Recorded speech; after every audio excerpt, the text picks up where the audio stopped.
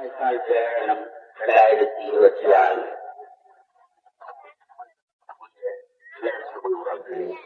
தமிழின் அடுத்து உயிர்வாழ்க்கையை நிச்சயப்பட்டு இன்றுடன் 15 ஆண்டுகள் நிறைவடைகின்றன. தமிழின் அடுத்து செயல்முறை ஒரு நூற்றாண்டுக்கு மேற்பட்ட வரலாற்று பரிணாமத்தை கொண்டது. பேரரசு கட்டமைப்பின் புவிசார் நலன்களுக்காகவும் சிங்கள பௌத்த பேரினவாத ஏகாதிபத்தியத்தை தக்கவைப்பதற்காகவும் கூட்டு தமிழின் அரசியல் வேறுபாடை அதன் ஆழ்ந்த பரிணாமத்தை தமிழின் அழுக்கிற்கு ஊடாக முடிவுக்கு கொண்டு வந்ததன் மாயை உயிர்வாழ்க்காக நிகழும் தமிழின் அழுக்கு நினைவு கூடல் அதற்கு இருக்கின்றது.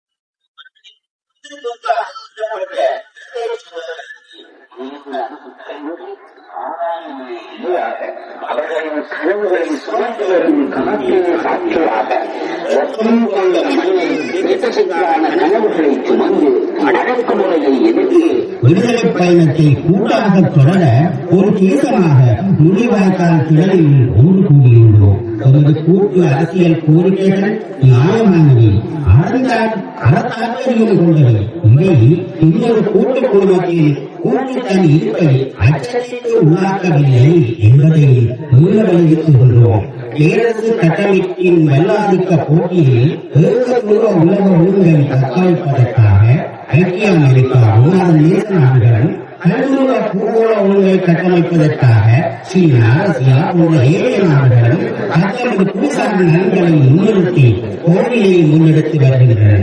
புதிய உலக ஒழுங்கு கட்டமைப்பு நவதாராள ஏகாதிபத்திய சட்டகத்திற்குள் இருந்து கட்டமைக்கப்படுவதாக இருந்தால் பூர்வீக குடிகளின் இருப்பு தொடர்ந்தும் கேள்விக்கு உட்பட்டது.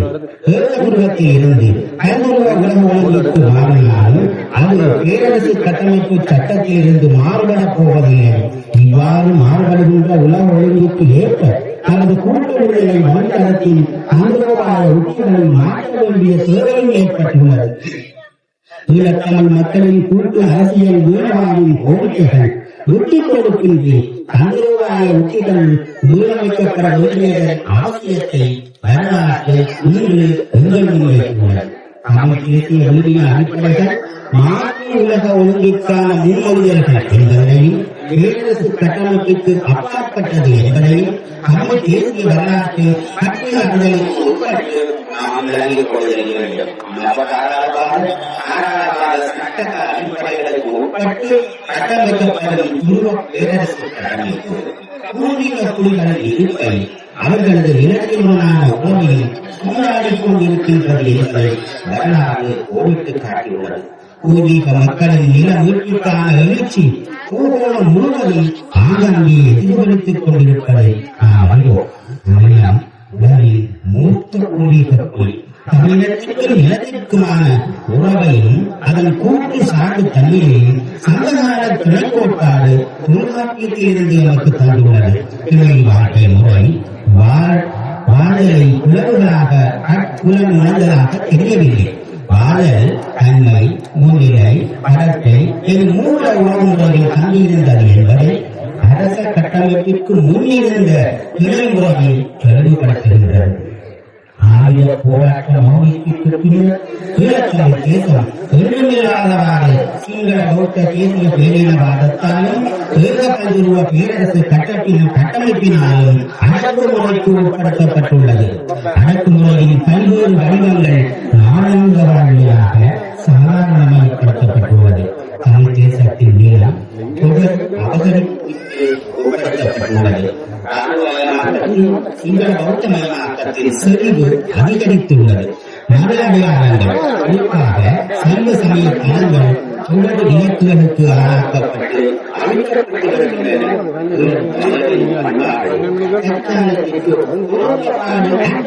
சித்தரிக்கப்பட்டு தமிழரின் தேசிய அடையாளங்கள் இல்லாமலாக்கப்படுகின்றன. தமிழ் தேசிய பூர்வீக வரலாறு பூர்வீக குடிகளாக மாற்றும் வரலாறு உருவாக்கப்படுகிறது. திராவிடனாக இருந்த ராவண மன்னன் தற்போது சீராரியனாக மாற்றப்படக்கூடிய ஆறுகள் முன்வைக்கப்படுகின்றன. ஒவ்வொரு காலத்தில் கல்வி பிரிவை பாராட்டிய தேசம் இன்று கல்வியை போதைப்பொருள் நாடுகளே சிங்கள பௌத்த பேரினவாத அரசு ஒரு பொருளாக கட்டமைத்து எடுத்து வைக்க சொல்லி நல்ல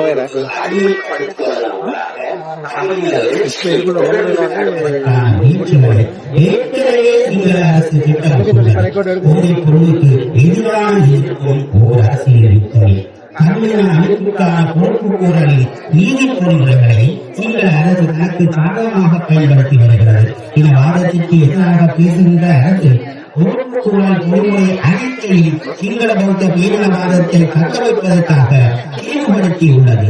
தமிழின பேர் அமைப்புக்கான நீதி வேண்டிய நீண்ட போராட்டத்தை சிங்கள அரசும் அதன் அலுவலர்களும் நவீனப்படுத்தியும் சேர்த்து வருகின்றன. மீட்புக்கான போராட்டங்களையும் தமிழக வரலாற்றின் பழைய அடையாளங்களின் மீட்புக்கான போராட்டங்களையும் அறிந்து காணப்பட்ட சொந்தங்களின் ஈடுபடுத்திய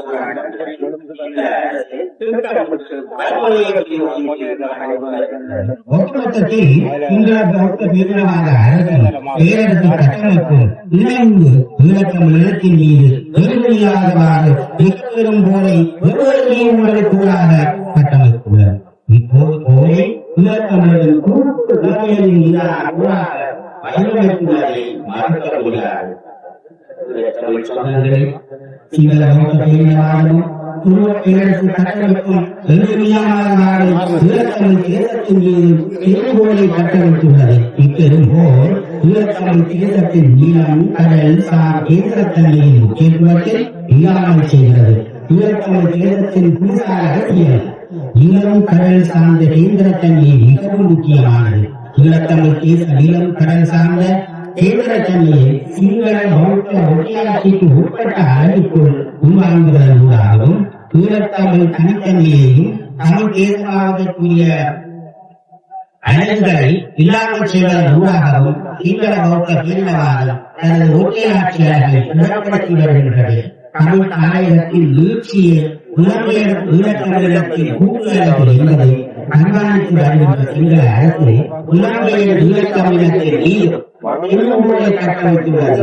குறிப்பாக உறவுகளுக்குள் பிரிவுகளை ஏற்படுத்தி உறவுகளை கத்தரிக்க முயன்று வருகிறது.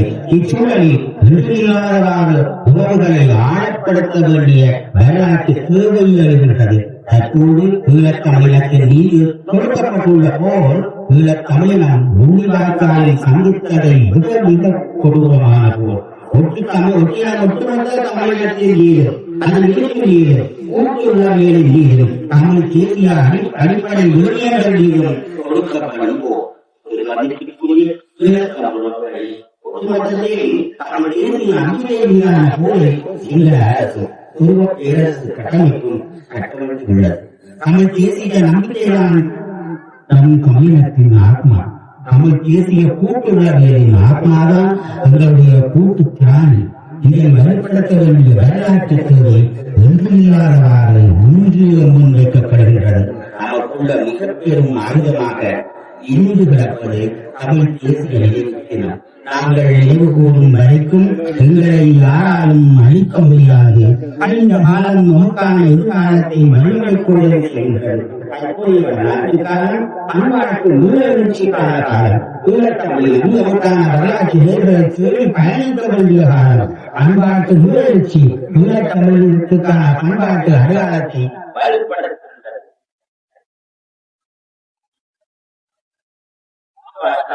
ஈழத்தமிழின் எழுச்சியின் அடையாளம். தமிழக அடிப்படை மொழிவாய்க்கால் திறனில் நினைவு கூறுவது மூன்று இனத்தின் எழுச்சியை சுட்டியிருக்கின்றது.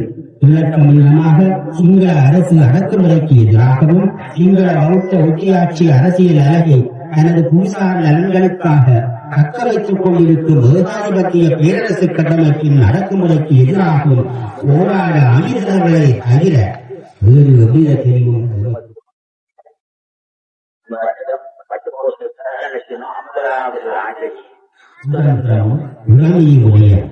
தமிழ் தனி அரசை ஈழத்தமிழகத்தின் கூட்டு இருப்பையும் தமிழ் தேசத்தின் இருத்தலையும் உறுதிப்படுத்தி பாதுகாக்கும் என்று உலகக்கூடிய வரலாற்றுகள். தமிழ் தேசிய அரசியல் வரலாற்றின் முக்கிய திருப்புமுனையாக கருதப்படும் இத்தீர்மானத்தின் அடிப்படைகளே முள்ளிவாய்க்கால் பிரகடனம் ஆண்டுதோறும் வலியுறுத்தி வருகின்றது. இரத்தம் போன்றையும் மண்ணிலிருந்து போராட கணக்கில் காத்து சுமந்து வரும் அவர்களின் நினைவுகள் இங்கே நாம் கொண்டிருக்கும் தமிழக விடுதலை நம்பிக்கை மீதும் சட்டம் செய்வோம். ஒன்று, சிங்கள மருத்துவமயமாக்கப்படும் தமிழ் தாயகத்தை தடுக்கவும் தமிழ் தேசியத்தை நாடாந்த வாழ்வியலாக்கவும். 2, தமிழ் அமைப்புக்கு சர்வதேச நீதி வேண்டி அரசு பொறுப்பை ஏற்றுள்ள நாடுகளின் உடமை தன்மையை வலியுறுத்தி குற்றவாளிகளை குற்றவியல் நீதிமன்றத்தில் நிறுத்தவும். 3, தமிழர்கள் ஒரு தேச அங்கீகாரத்திற்கு உரியவர்கள் என்பதையும் தமிழர்களின் தனித்துவமான இறையாண்மையினதும் ஒருபோதும் பராதீனப்படுத்த முடியாத சுயநிலை அடிப்படையிலும் தமிழர்களின் சுயாட்சியை அங்கீகரிக்க வேண்டும் என வலியுறுத்தவும். 4, கூட்டு ஈழத்தமிழர் இருப்பின் மீது கட்டமைக்கப்பட்ட தமிழின அமைப்பை தடுக்கவும். 5, தமிழ் தேசிய நம்பிக்கையின் மீது ஓடிவோடு ஒரு குறைவுகள் தமிழக அடக்குமுறைக்கு எதிராக தமிழக விடுதலையை நோக்கி முயற்சியுடன் தொடர்ந்து போராட நமது மக்கள் பலத்தை நம்பி தொடர்ந்து அடிப்படையாக கொள்ளுவோம். தமிழின் அறிவிற்கு எதிரான தேசிய எழுச்சினார் ஒளிவாய்க்கால்